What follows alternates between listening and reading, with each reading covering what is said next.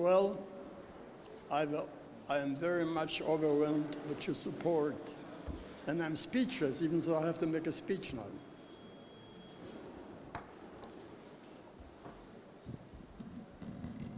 Okay, thank you.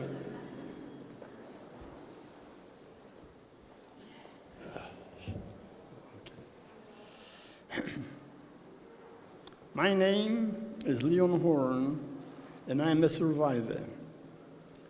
I have lost 6 million of my brothers, sisters, uncles, aunts, cousins, and fellow Jews who went up in gas, flames, shootings, beatings, sicknesses, and starvation in the ghettos and concentration camps of the Nazi geography.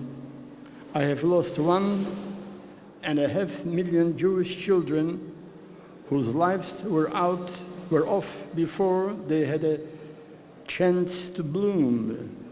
I am a survivor. My duty is to bear witness. May my testimony and the voices of others like me in their waning years sound a warning and a clarion. May it be a call to erase apathy and indifference, to prod us into vigilance, to oppose discrimination and hatred, to disseminate goodwill and tolerance, and to take action against all incipient form of governance that seeks to inflict suffering into some of its constituents.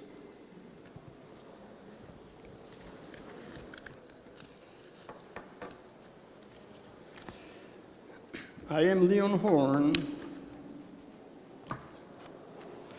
and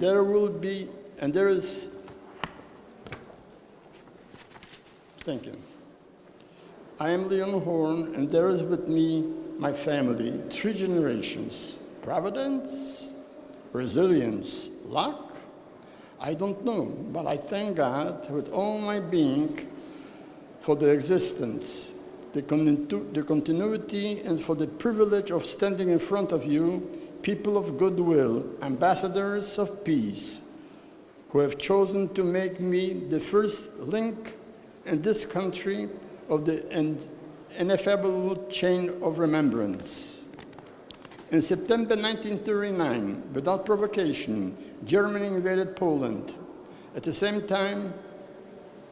time we lived in Krakow, and in 1940, the Germans ordered all the Jews to leave Krakow with their possessions. My family and I returned to Rzeszów, our native town, until 1941, where the ghetto was established. Superfluous to say, we lived in constant fear of imminent danger. One day, my older brother was stopped on the street of the ghetto, interrogated, and shot by the Germans. The pain and despair felt by my parents and me is utterly indescribable. Then came the so-called resettlements. People were sent to concentration camps in the East. At the time, I was drafted to work at the Ostbahn, which was a German railroad. And we were given working papers. Thus, my family and I were exempt from being deported. 6 weeks later, we were sent to the Szebnie concentration camp. My father and I were put on a work detail, digging ditches and other chores. We also were in the same barrack while my mother lived in the female barracks. One morning, the commandant of the camp called the entire group of prisoners and told us to remove all our personal belongings, watches, rings, earrings, everything valuable. Whatever we had. There was a woman who did not remove a ring.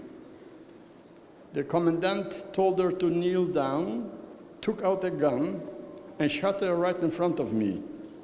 I stopped caring if I lived or not. I was disgusted with this kind of life. Upon returning at dusk to the camp from work, I learned to my horror and dismay that during our absence, the people who remained in the camp were transported in trucks to some nearly large field where they were told to disrobe. Several thousand men and women and children were lined up and told to dig ditches. My mother was amongst them, ordered to line up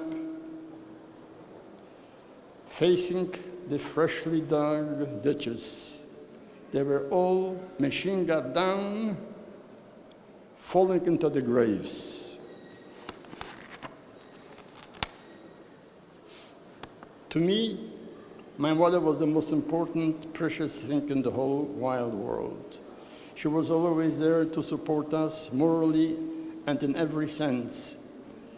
That evening, my father and the people in the barracks said Kaddish, the prayer for the dead. I remember saying to them, even now you pray? Where is God now? In me, there was nothing but emptiness. My heart and soul cried out for this injustice.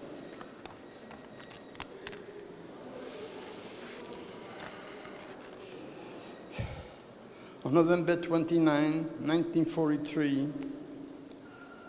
they gathered all the remaining people at the camp. They put us on a cattle train and sent us to Auschwitz.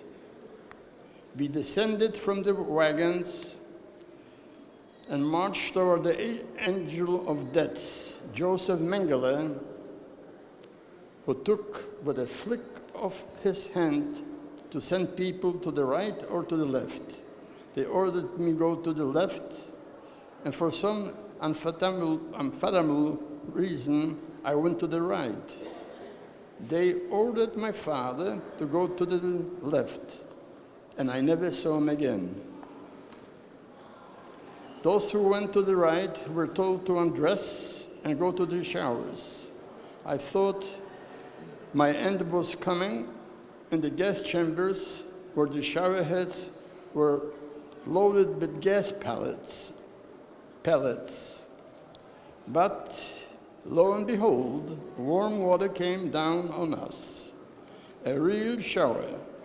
Afterwards, we stood outside, naked and wet, in the freezing cold for about 45 minutes until they sent us to the barracks. I then started my pilgrimage through the camps, Birkenau, where I got into my tattoo number 161217. My name, my identity. This number is what I became. At the end of 1944, the Russian army was approaching, so the Nazis elected to liquidate the Auschwitz camp and send us on a death march to the next relay railroad station. We marched for a few days without food or water in a blazing blizzard. Nazi SS troops on each side of us. People being shot instantly for not being able to walk. 2 days later, we were loaded on cattle trains, but I will never forget. We were squeezed in like sardines. It was snowing, and there was no water or food, no toilet, no hygiene whatsoever, and people were dying from diarrhea and sanitations. It was Dante's Inferno. On the 5th day, we arrived at the notorious Camp Buchenwald, you say Buchenwald. On the day of April 1946, we were sent on my last journey to a camp near Speihingen, which is not far from Stuttgart in Germany. It was the worst camp I encountered during my incarceration. My friend and myself were planning an escape, and the next day our camp was dismantled and we were evacuated to an unknown destination. We felt that this march was not going to end well.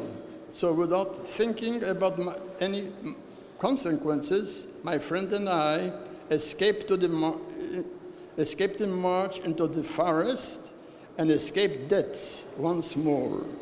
In the next few days, we were able to reach the French armed forces and began our long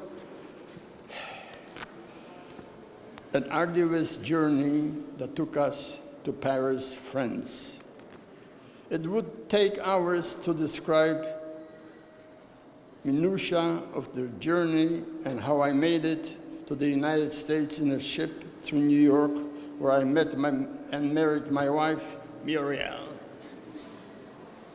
In 1952, we have 3 children, Monica, Richard, Jonathan, and 4 grandchildren, Lauren, Shelby, Benjamin, and Jordan. And the rest brings me to my present days as a survivor who must bear witness to the torture, the rapes, the killings, and the atrocity committed by the German Nazis and their collaborators. Ladies and gentlemen, distinguished guests, I bore witness to the persecution of the Jewish people, and I want you, illustrious guests, to bear witness to my testimony, and will tell your friends and family what you have witnessed and heard today. I want to thank you for being here.